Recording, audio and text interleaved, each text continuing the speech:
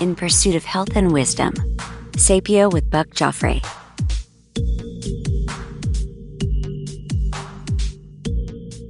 Cold. From the way people talk about it these days, you'd think that cold was the holy grail of everything that ails us. Well, maybe it is, but I hate hype without research when it comes to medical stuff.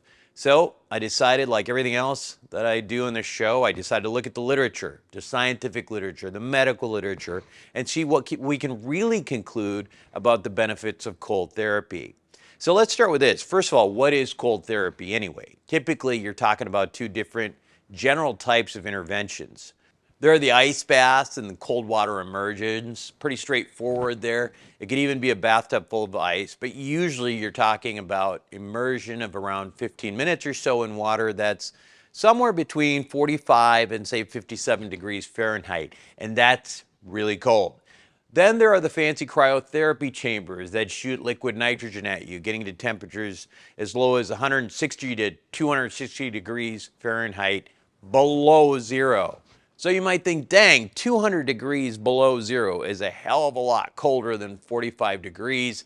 But we're talking about the difference between immersion in cold water that feels like warmth is literally being sucked away from your body immediately, and cold air that feels, well, it feels cold, but doesn't quite have the immediate impact of sucking the heat away from your body the way dip in the cold ocean or something like that you might be familiar with.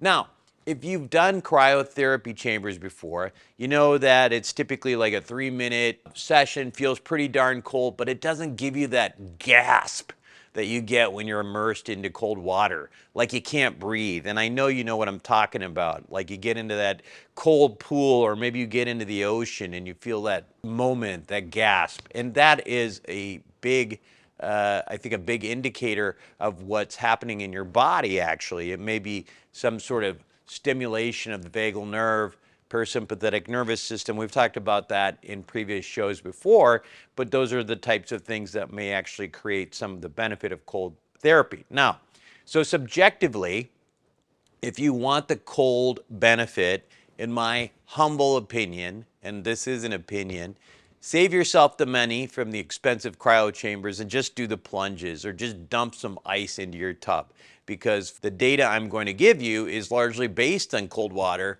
not cryotherapy chambers, and there's frankly not a lot of great data on either one of those, but it's better for cold water immersion than it is for cryotherapy chambers. So, what does the science suggest about cold therapy? Well, there are a few things that there's pretty good evidence on. One is that cold water therapy is beneficial for reducing delayed onset muscle soreness after strenuous exercise. So delayed onset strenuous exercise is also known as DOMS, D-O-M-S. You might hear that referred to sometimes when people talk about it.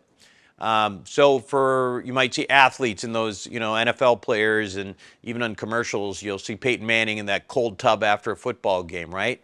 There's a lot of good evidence that going in there is going to help with pain. And that makes sense, right? I mean, why do we put cold packs on things? So they don't swell up. And if you don't swell up, you have less pain, right? So what you may not know is that there seems to be a fair amount of evidence that if you get into that cold plunge or bath immediately after exercise, there is also some potential downsides. Now, specifically, and again, some of you are not going to like this because you hear so much, like cold has become like a religion or something out there, right? But specifically, there's some pretty good data that cold therapy tends to actually impede muscular hypertrophy when done after strenuous exercise. And what I mean by that is basically, if you're looking to build some big muscles, hypertrophic muscles, it's actually going to impede that. So, in other words, if you're trying to grow big muscles and get ripped like me, no, I'm kidding about that. You probably shouldn't do cold therapy after your workouts. Now, some of us really don't care if we have big muscles, but we do want to get stronger. And again, there is, again, some pretty good evidence when comparing individuals who are training with or without cold therapy right after strenuous exercise, that the group that does the cold therapy does not get the same kind of strength gains as the ones who do not. So again, might be kind of bad news for those of you who think of, cold therapy as like being such this incredible thing, but that's what the data tells us. And why would that be? Well, in both human studies where they've actually done biopsies on muscles treated with cold and in the lab, there is a clear inability of amino acids to actually be taken up and turned into muscle nearly as efficiently as when those muscles are not cold. So muscles, of course, are made up of amino acids, and if you're not getting amino acids into them, they aren't going to grow, they're not going to get stronger. Now, other issues with exercising in the cold. I got to tell you, I grew up in Minnesota, and when I was like 8 years old, I played ice hockey in a league that was like, it was like a beginner's league, and all of our games were outside. And it gets cold in Minnesota if you don't know. And the rule back in the day, and of course this was in the 80s when things were a little bit different, was that games would only get canceled if the temperatures got colder than 20 degrees below zero. And seriously, I can't even believe that my ears didn't fall off because for some reason, like, I refused to wear a hat under my helmet. Anyway, what's the deal with exercising in the cold? Well, as it turns out, exercising in the cold causes your veins to constrict. That's the term for that is vasoconstriction. And it reduces your heart rate. And we've talked about VO2 max before, which is this how high your heart rate can get before it gets into that inability to use oxygen efficiently and starts producing lactic acid. If you want to know if you want to know more about that stuff, go back to the podcast on exercise we did as one of our pillars. But bottom line is, cold appears to decrease the effectiveness of exercise at the cardiovascular level, as well as making you less able to grow big muscles and get strong. Now, I know there are some serious cold plunge zealots out there, like I said, and before you start stalking me and sending me messages saying that your guru said something otherwise, do me a favor. Hey, I'm open to this. I love, the discourse. Prove me wrong. Do your own research doesn't mean tell me what some other guy said, okay? It just means show me the research. I just want to make sure that people actually get real information instead of just sort of this hearsay, because that's pretty common. I mean, you just hear people talk about how great something is, and you have no reason necessarily to believe or disbelieve. It sounds like it makes sense, so then you just start buying it, and that's what I'm trying to get everybody to actually start looking at the research behind stuff. That said, I'm definitely not anti-cold therapy. On the contrary, like, for example, I'm a guy with a lot of back pain. I had my first back surgery at the age of 15 as an ice hockey player, and I've had 2 more operations on my back since then. And as I mentioned before, the most compelling element of cold therapy may in fact be the decrease in inflammation, right? And that is where I think cold therapy really has a lot of value. It can help with pain. And the reduction of inflammation could also have something to do with another benefit that I would say there's a really good evidence around, and it might actually be something that surprises you. It seems to put you in a better mood. Now, this is again one of those things that you may have just experienced, right? You go into the ocean or you go in cold water in your pool, and the next thing you know, you're like, oh, you're feeling refreshed, and man, I feel alive. That whole better mood thing, that may be because of the effects of the cold water, in part on inflammation. In fact, there's a number of small studies suggesting that cold therapy may actually really benefit people with real clinical depression. Again, maybe that has something to do with decreasing levels of inflammation. Now, we've talked about this in previous episodes of Sapio with Buck Joffrey before, but what's the relationship between depression and inflammation? Well, increased inflammatory markers such as interleukin-6, TNF-alpha, these are chemicals in your body that are associated with higher levels of inflammation. They've been observed in individuals in higher levels in people with depression. So inflammation can dysregulate part of what's known as the hypothalamic pituitary adrenal axis, which plays a critical role in stress response, potentially contributing to depressive symptoms as well. Depression increases the risk for a lot of chronic illnesses. And again, this is probably because of that pro-inflammatory response that people get, or pro-inflammatory, the pro-inflammatory correlation with depression probably has something to do with this increased risk for chronic illness.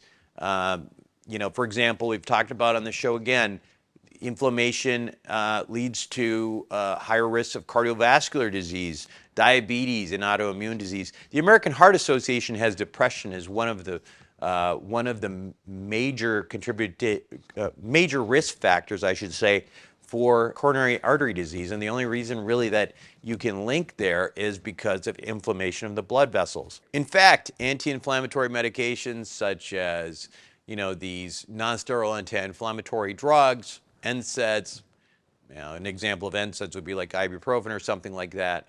Cytokine inhibitors, these types of things are being investigated for their potential role in treating depression. So there's a clear link between inflammation and depression. And again, you get the point. Decreasing inflammation could be the reason you feel so darn good when you get out of the cold ocean water or that cold shower. Now, beyond the inflammation theory for why cold therapy appears to improve depression and mood in general is the idea that cold therapy can also potentially literally change your brain chemistry. Okay, so a study in 2000 showed that, now this is just a small study, but that 10 young men who were subjected to cold water immersion at 57 degrees Fahrenheit, and again, that's really cold, and they were in there for an hour, had significant increases, like 400% increases in norepinephrine, huge increases in dopamine compared to the baseline levels that they started with. And the other thing was that those lasted for hours after they got out of the cold water. So it wasn't like, it only lasted for when they were in there. They actually kind of went on with the rest of their day, and those levels of these neurotransmitters that are known to benefit mood were actually higher. So there is sort of this two-front attack on depression with cold therapy. One, again, by decreasing inflammation, and the other is by changing your brain chemistry. All good stuff. Now, is there any evidence that cold therapy has a direct benefit on longevity? Meaning, does it mean that you're going to live longer? And this is, again, one of those things that I feel like there's a lot of misinformation out there, like cold therapy has this huge impact on longevity. And I'd love it if that were true, because then, even though I hate the cold, I'd be in the cold plunge every day. But the answer is that as much as cold plunge bros would like this to be a resounding yes, the truth is that there is pretty much no data suggesting that cold therapy is going to make you live any longer. Now, that doesn't mean it doesn't, because again, it's just a matter of, is the data there? And you might say, well, that's tough data to get. But listen, we talked about with saunas. Saunas, we know that if you're in a sauna 4 times a week, I mean, you're compared to somebody who's in a sauna like 1 time a week, you're practically cutting in half cardiovascular death. That's data that significantly correlates with longevity. There just isn't that kind of data here for cold. But I'm not here to tell you what to do. I'm just here to tell you what the science says or does not say. Maybe there's something else there that has not been studied. But right now, there's not much more than what some random dude tells you, and that's, for me, that's not good enough. And again, if you find the study that proves me wrong, I will be happy to be wrong. Unfortunately, cold therapy does not have the significant studies, like I said, heat and sauna studies have, that are pretty compelling in that they show dramatic decreases in all-cause mortality with increased use. So in summary, cold therapy may make you less sore, it might make you happier, less depressed, but it's going to make you probably less muscular, less strong, and, well, that's the trade-off. And for me, maybe that's, that's actually not a bad trade-off at all, because I'm not trying to get super ripped, and I'd rather, just be fit and pretty happy, right? By the way, try the cold thing out. It's super easy to do, right? And again, I would tell you that, you know, the cold plunges and the cold bath and a cold shower, all these things are, you know, probably more effective because they're going to like more immediately affect you than like the expensive cryo chambers are. So go try it out. You know, again, I personally hate the cold, but it's worth trying. You know, turning that shower on cold for a few minutes at the end of your shower.